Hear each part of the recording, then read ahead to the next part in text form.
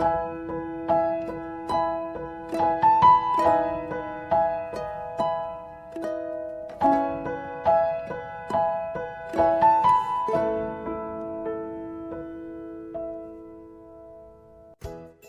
welcome to Live Your Dream Podcast, episode 37, How to Turn No into Yes. I'm your host, Selena Lee.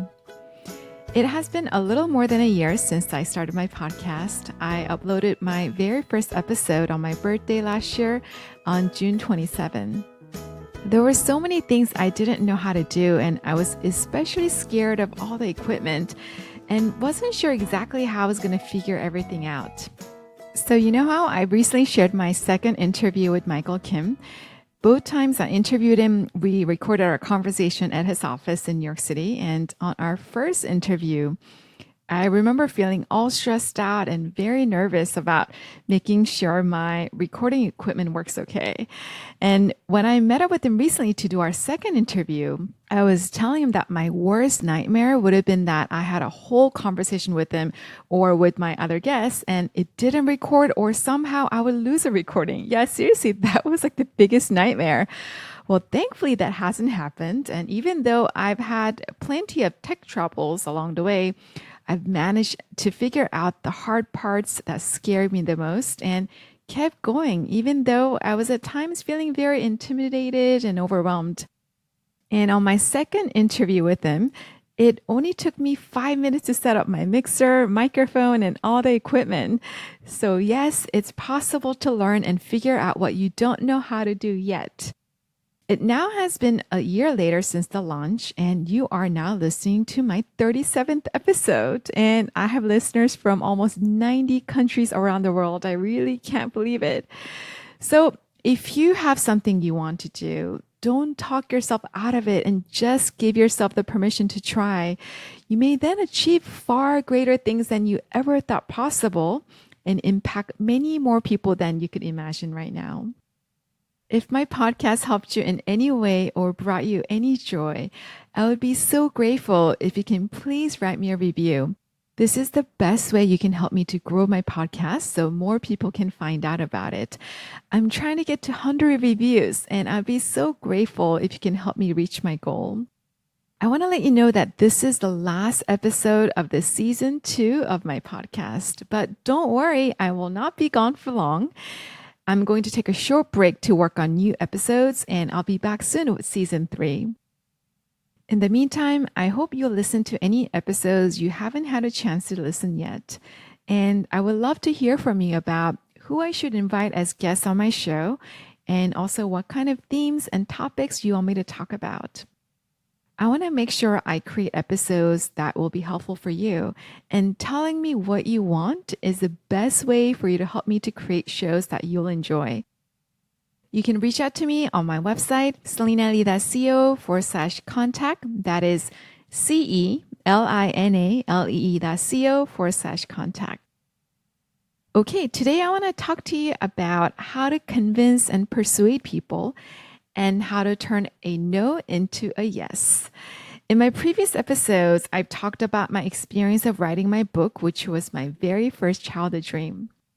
Writing my book was one of the most difficult and challenging experiences of my life, but also definitely one of the most rewarding and meaningful experiences. There were many, many challenges. As many of you know, I wrote my book in Korean, even though my only education in Korea was elementary school. My mom thought I was absolutely crazy, and I've talked about this in my previous episode. I also had to find a publisher in Korea, but had no idea how the publishing industry even worked there. And my mom thought, who's going to publish your book? And in my previous episode, I also talked about how I reached out to and ended up meeting a very famous writer from Korea and told her about my book idea, even though I was very nervous and very scared. And she introduced me to her publisher. So my book ended up getting published by one of the best publishers in the country. I've learned that when you believe in your dream and take action to make it happen, even though you have fears and doubts, magical things happen, stars align, and you will make your dream a reality. I'll link the previous episodes in the show notes for today's episode if you want to hear about more about these stories in detail. Another big challenge, probably the most difficult part of writing my book, was that I had to convince very successful and therefore very busy people to meet with me and give me a chance to interview them. The first thing I did when I decided to write my book was I created a list of people I wanted to interview.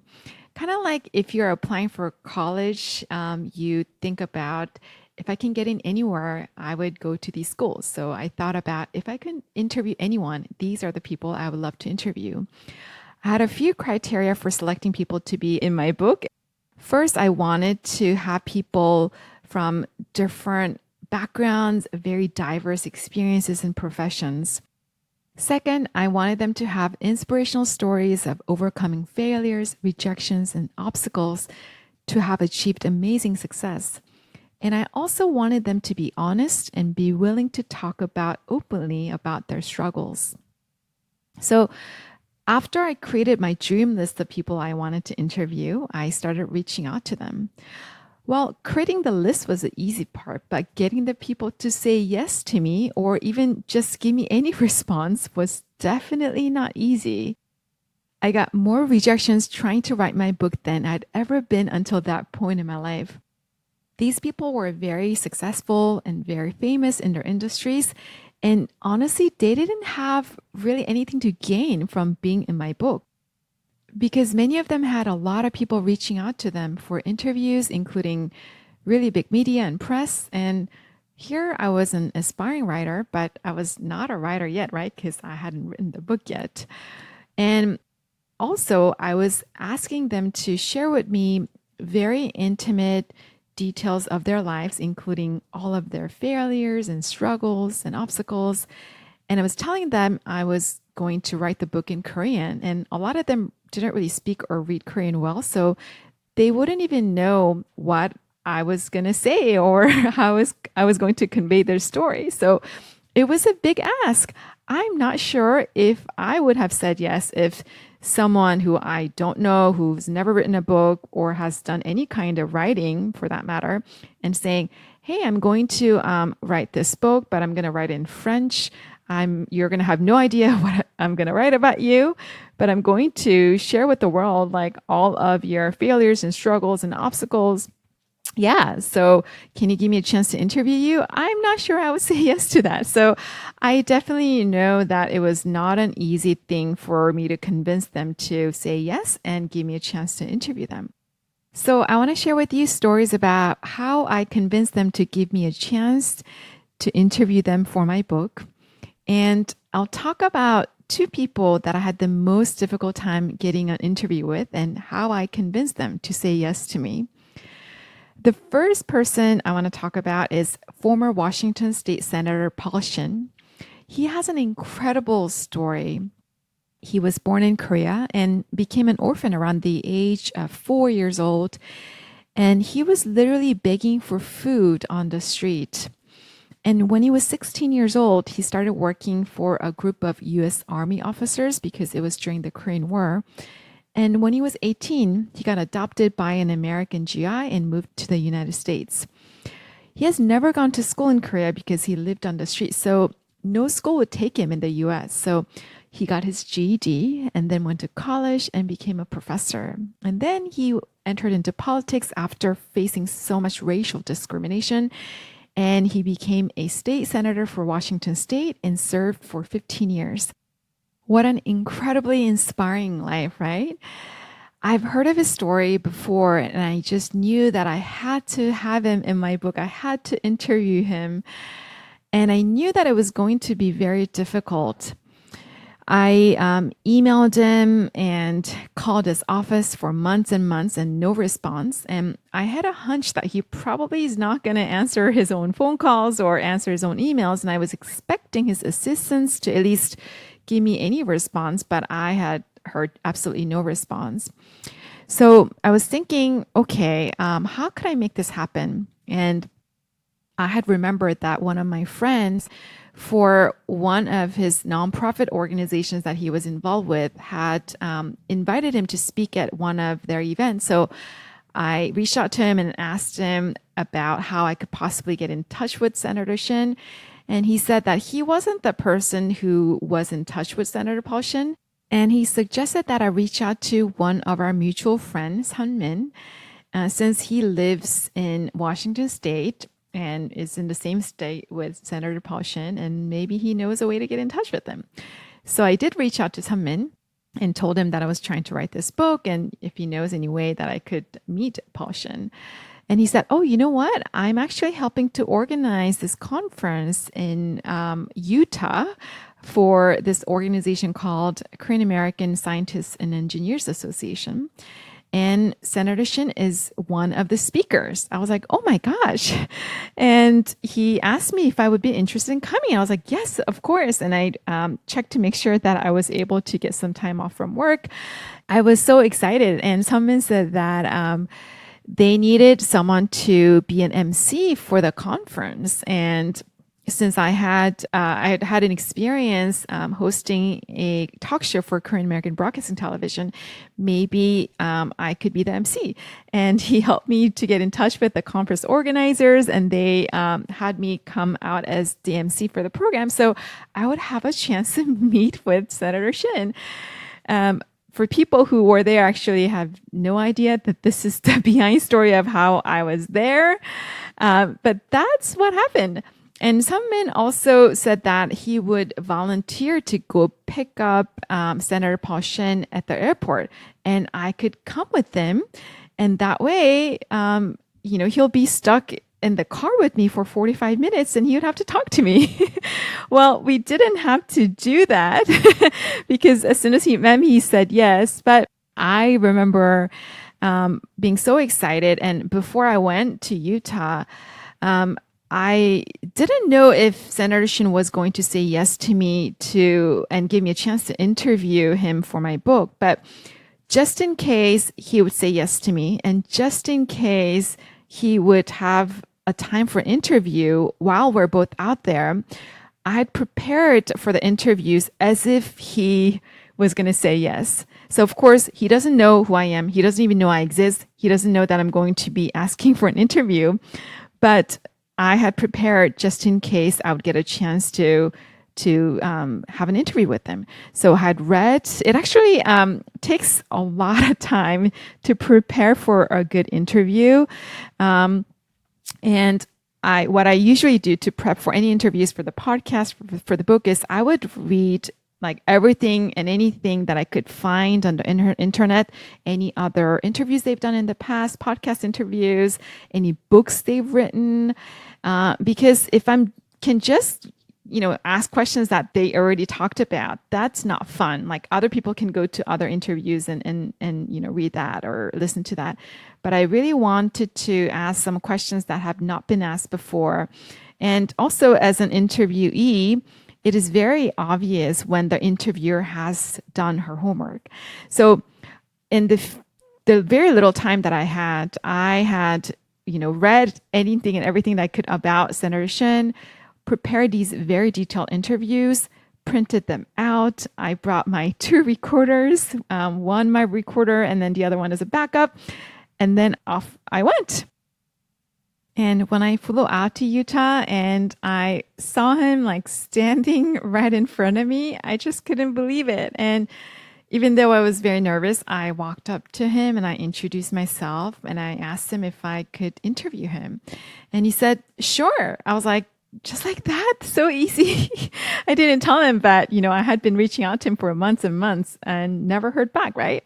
And then I asked him, like, when would be a good time for us to do the interview? And he said, we could do it right now. So we talked for like 4.5 hours and I wrote my book. So, and the funny thing is, right after I finished interviewing him, I checked my email and his assistant finally got back to me. And I was like, are you serious? So anyway, if you just show up and just ask people in person, you'll have a lot higher chance of getting a yes than if you are just emailing them or calling them. Even if people say no or doesn't respond to you, you can figure out other ways to reach out to them. Another person that was very difficult to interview was Howard Koh, who I've talked about in my previous episode. Howard Koh is a former U.S. Assistant Secretary of Health during the Obama administration and is now a professor at Harvard School of Public Health and also at the Kennedy School. I'm sure some of you may have heard of his family. It's the really famous Koh family. His younger brother is Harold Koh, who teaches at Yale Law School, and he also served during the Obama administration as the legal advisor. There are 6 siblings in the Koh family, and all 6 of them have studied at Harvard, Yale, and MIT, and all 6 of them have achieved incredible amount of success in all kinds of professions. So I wanted to know what was so special about their family upbringing. So I've read many of the books that his mother wrote about their parenting in Korean. And I really wanted to interview Howard for my book, but I knew it would be really difficult because he works for the government. And I emailed him thinking that I will probably not get a response. And as I expected, I did not get any response. And then I found out that he was going to be a keynote speaker at a charity gala that's happening in New York City. And I had been volunteering there for the past several years, and I was going to be also volunteering at this particular event. So I knew we were going to be in the same space, so I should at least try to talk to him. So I reached out to the organizer of the gala to see if she can introduce me to him, but I did not get any response. So I was thinking about how could I make this happen? And on the day of the gala, I saw him coming in with his mother, and I recognized her because I read many of her books, which she wrote in Korean. But before I had any chance of approaching them, they were quickly brought to the VIP area, and I couldn't go near them. And then I saw his mother was at the silent auction area, and she was just walking around and browsing. So I went up to her and said hi and introduced myself. And I told her that I really enjoyed reading her books. And she was like, "Oh, which book did you read?" And we were talking for a while, and she asked me some questions about me and my background. And then I told her that I'm actually working on writing a book myself and that I would love to interview her son, Howard. And then she said, "Oh, he's very busy, but if you want to talk to him, you should talk to him now." So she brought me to where he was, and then she introduced me to him. And there were all these people around him waiting to talk to him. You know how it is at one of these events. And in front of everybody, I had to give him this unprepared, like 30-second pitch about who I am and why I wanted to interview him for my book and why he should give me a chance. And while everybody was staring at me. And of course, it was very scary. And he really listened. And then he said, "You should get in touch with my assistant," who was standing right next to him. And I guess he doesn't really have business cards, or he doesn't really give them out. And his assistant also didn't give me a business card. And she said, "Give me your business card and I will contact you." And I was like, okay. And the gala was about to start, so Howard had to go. But as he was leaving, he patted me on my shoulder and said, "I think you're going to do well." And I was like, wow, does that mean he's going to say yes and give me a chance? But I had no idea. And because I didn't have any way of contacting him or the assistant because they didn't give me their contact information, I was just kind of waiting to see the assistant would write me. And the next day, she did write me back, and she said, "Hey, let me know more information about your book." And since then, for many, many weeks, there were, I don't even know, I can't even count how many emails were exchanged back and forth. And they weren't always very responsive. And so many times I had to send many, many emails and just say, "Hi, just following up about this." And then they would eventually respond. And there were so many people copied on the email. I think all the people from the communications team. And they would ask questions like, "What's the title of your book? Who's the publisher? Who have you interviewed so far?" And I was like, I don't have a title yet because it's not written yet. And I told them the name of my publisher, and I think they went and like researched it. I also had, by that time, lined up pretty impressive people to be in my book and had already interviewed them. So I guess they were okay with the list of the people. And then they said, oh, we have to now get security clearance. And I was like, okay. And then they said, okay, we did that. Then they also said, send me all the questions you're going to ask Howard. And I've done a lot of interviews by then, but I've never been asked to send all the questions in advance. So I sent them all the questions, and then they said, okay, so tomorrow we're going to ask him if he wants to do the interview. And I was like, what? You haven't even asked him yet, and you made me go through all of this? So the next day, pretty early in the morning, they said, okay, Howard said he agrees to do the interview. He would love to do it. So when the interview got confirmed, I think I was more happy than when my book got published. So, by the time, so Howard was the last interview.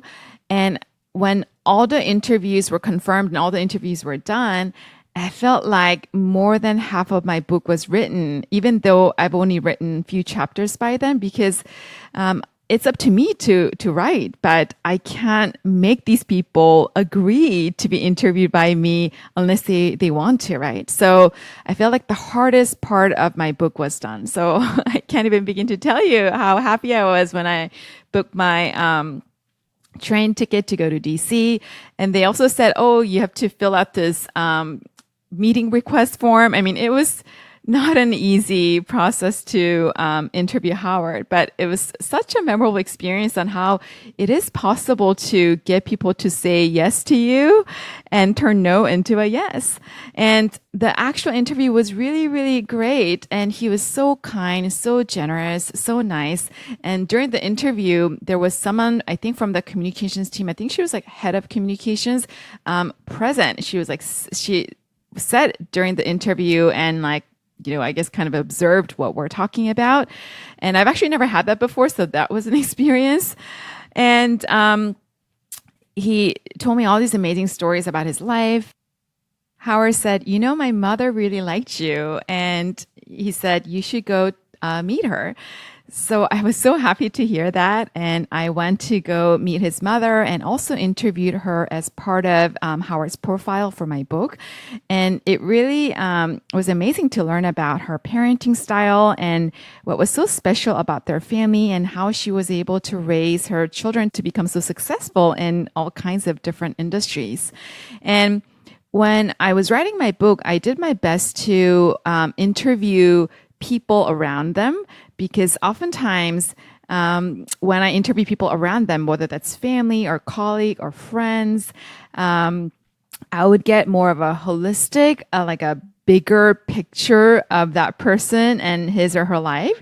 So I was able to do that. And his mother is so wonderful, so kind, and very warm. And she also ended up inviting me to speak at one of her really big events she organized. So I feel very honored. So I feel like I really developed this really amazing relationships with them because I just showed up, right? And all the people that I interviewed for my book, they became my greatest supporters of my vision. And especially when I launched my community Give on Dream, they were all very supportive and very kind. And I was really, really grateful and thankful to them. And, after I became, really close to them, I asked them, so I know you're very busy, and why did you say yes to me? Why did you give me a chance to interview you? And a lot of them said, I knew that you would never go away. So I guess persistence goes a long way. And one thing that I learned from these experiences is that if you just show up and talk to people, your chance of getting a yes is significantly higher. I mean, when I was emailing and calling these people, like I would just not get any response. But then when I just showed up and talked to them, like I was so shocked at how easily they said yes to me. I mean, in Howard's case, not so easy, but if you have someone that you want to meet, just show up at events. Maybe they'll be there. And I know it's very scary, but just go talk to them. You'll be very surprised how many yeses you get. And also what I've learned is that when people say no to you or they don't respond, it doesn't usually mean no, never, but no, not right now. And we take these no's so personally that we don't try again the next time, and we'll never get it because we're not trying again, right? So don't let any no or one or two or three no's stop you from pursuing what you want to do. I mean, frankly, if I had given up after the first, the second, or the third rejection, my book would have never been published because almost everybody rejected me the first, the second, and third time. But as they said, I was not going to go away, and I kept trying, and I kept thinking about all these creative ideas to convince them. And eventually they all met with me not once, but many times and became my greatest supporters. So for that, I will always be grateful. And what I've learned from this experience is that when you really want to make something happen, you try one way. And if that doesn't work, you don't give up. You just think about another way. Okay, if that doesn't work, then you think of another way, until you figure out a way that works. And a lot of people ask me, like, did you ever want to quit? But honestly, like, I never thought about quitting. It wasn't, the question wasn't like, can I make this happen? But it was like, how can I make this happen? Right.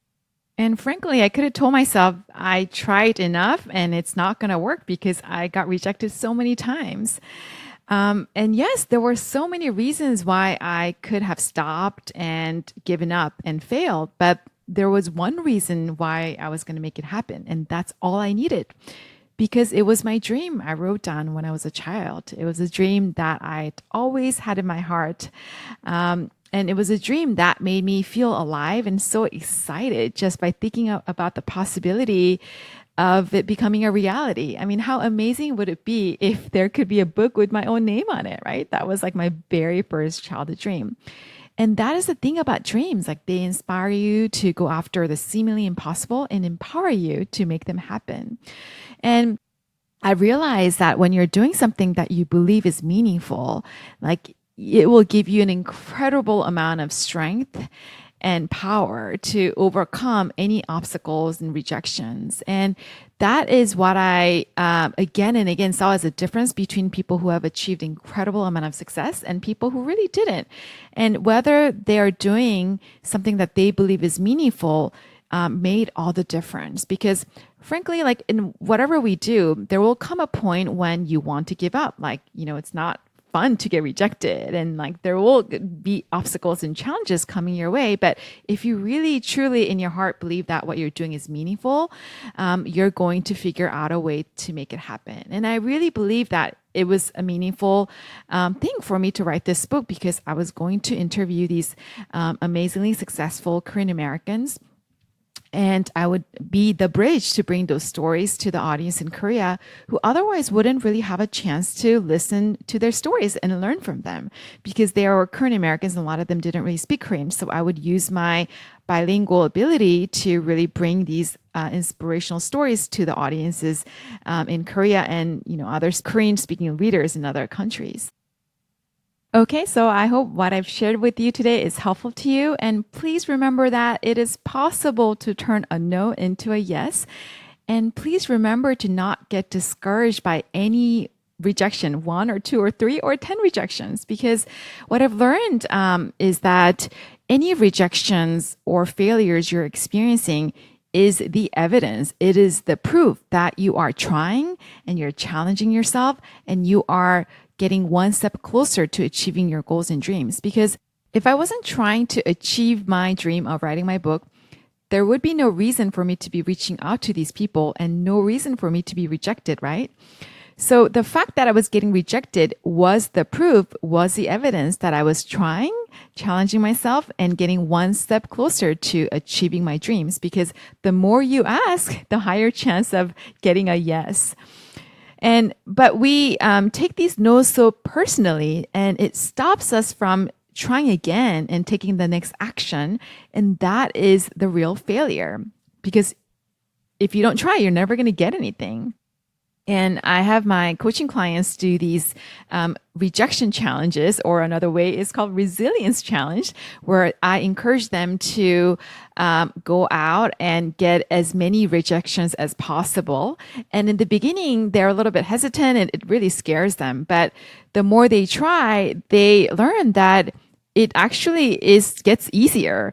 And they're also very shocked at how many yeses they get. And I asked them like, are you surprised that, you got a yes? And they're like, yeah, I would have never asked. And I could not believe that they said yes to me.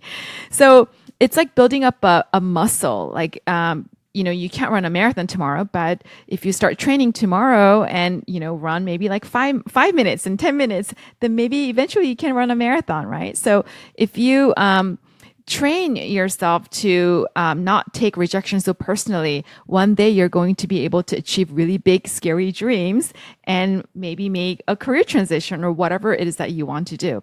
So it is very, very important to learn how to reframe your rejections and know that real failure is just not trying. So you should actually be concerned if you haven't gotten rejected in a very, very long time. So I celebrate rejections with my clients. Every week, I have them go out and try to get as many rejections as possible. And then they come back to me and say, I've tried for this and that, but never heard anything or got a no. I'm like, yay, way to go. Awesome. Keep it up. I'm so proud of them, right? So you can do this with yourself. If you're able to reframe rejection as the evidence that you're trying and challenging yourself, one day you're going to be able to achieve amazing big things. Just trust me. So if you have any stories on how you've convinced people and turned a no into a yes, I would love to hear from you. Please send me a message on my website, selinalee.co/contact. That is CELINALEE.co/contact. As I let you know at the beginning of the show, this is the last episode of the season 2 of my podcast. I'll be taking a short break to work on new episodes for season 3. And in the meantime, I hope you listen to any episodes you haven't had a chance to listen yet. And if my podcast helped you or brought you any joy, I would be so grateful if you can please tell your friends about it and also write me a review. This is the best way you can help me to grow my podcast so more people can find out about it. I click on the review links several times a day to see if there's a new review. So if you want to make my day, please write me a review on iTunes. I'd be so grateful. And if you're interested in learning about my coaching, please feel free to reach out to me with any questions. And as you know, I'm launching my very first group coaching program, Career Happiness Academy. I've designed it with everything I've learned about success and happiness from people who have really achieved amazing things, and also what I've learned from my own career transitions and from coaching many professionals. This will be a 12-week small and exclusive group coaching program, and I'll be inviting 3 to 5 highly motivated people to join the group and go through an inspirational journey of transforming career and life through my love coaching framework that I've developed. The benefit of joining the group program is that you'll be part of an inspiring community of people who are working towards achieving big goals and big dreams in their own lives. I've noticed from coaching many people that so often a lot of people have similar struggles and challenges, but because we don't talk about them openly, so many people feel like they're alone. When I was in training to become a certified coach, I was in group programs myself, and I loved it because it was so wonderful to be part of a community and get the support from other people. And I also learned so much from other people's experiences, their perspectives, and how they were growing and developing in their careers and lives. So this experience led me to develop my own group program. By joining, you'll be able to develop friendships and build relationships with successful people from different industries who you probably would not have a chance to meet otherwise. And the group dynamic will offer mutual support, accountability, and a space to share ideas and challenges. So, if you're looking for something more than one-on-one coaching and you want to be part of an inspiring community and transform your career and life, so you can finally take action and achieve what you have always wanted, whether that is a career transition, starting a side project, writing a book, or whatever your goal or dream may be, please check out the link for Career Happiness Academy I have in the show notes. Or you can go to my website, selinalee.co/CHA, which stands for Career Happiness Academy. Again, that is CELINALEE.co/CHA. If you have questions about my one-on-one coaching or have any thoughts or questions about my podcast, you can also visit me at my website at selinalee.co and please send me a message on the contact page.